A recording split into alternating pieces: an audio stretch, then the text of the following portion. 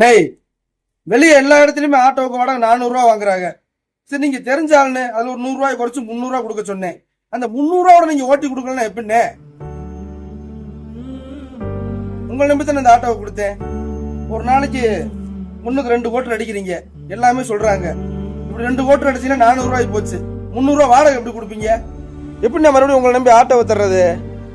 ஏற்கனவே 4 வாடகை பெண்டிங் வச்சிருக்கீங்க, அது கூட நீங்க வச்சுட்டு போங்க. நீ ஆட்டோ கட்டிங்க வராதிங்க, நான் வேற டிரைவரை போட்டு ஓட்டிக்கிறேன். போங்கண்ணே போங்கண்ணே.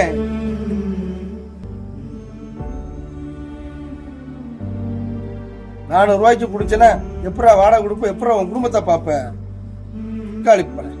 வண்டிக்கு எந்த செலவு வந்தாலும் நான் பார்க்குறேன். இவங்களுக்கு வண்டியை மட்டும் ஓட்டி வாடகை கொடுக்கறதுக்கு வலிக்குது. ஆட்டோ ஓடவே வேணாம், அது பேசாம சும்மா ஓட நிக்கட்டும்.